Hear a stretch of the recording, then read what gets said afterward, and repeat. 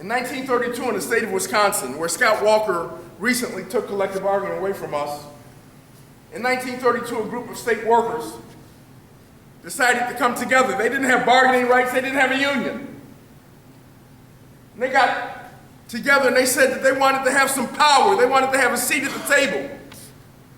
They wanted to get rid of the patronage system where when a new governor would come in, then everybody would be fired. They wanted to have a strong civil service structure. So you know what they did? They got together in the heart of the deep recession. And in 1932, they formed what is now AFSCME, a group of state workers. They did it because they believed. They did it because they believed that they could do it. They did it because they understood the power that they could have if collectively they came together. And that's how AFSCME was born in the state of Wisconsin.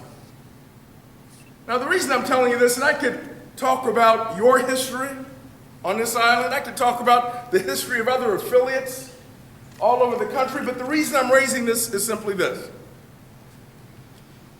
We have a rich history. And the folks that fought for this union, that bled for this union, they believed. And they understood the fact that coming together in solidarity is the only way that you can take on the kind of battles that confront us today. Their plates were full too. They had other things to do. But they treated this as a priority. And I would submit to you, sisters and brothers, that we also have that responsibility today. You have that responsibility today. Just as those sisters and brothers in Wisconsin and Memphis and San Jose stood up for their rights and participated in making AFSCME strong. You've got to continue that work.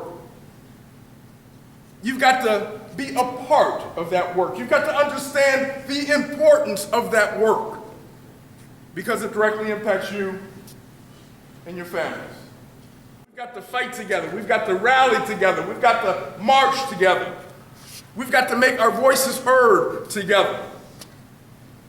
If we do that, we can win. There's an old saying within our union, Dayton knows it, and that saying is simply this: when AFSCME fights, AFSCME wins.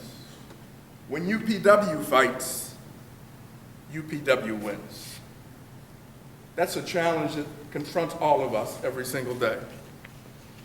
And you've got to be soldiers in this battle. So with that, sisters and brothers, thank you very much for your time. Thank you for listening to me. If you've got any questions,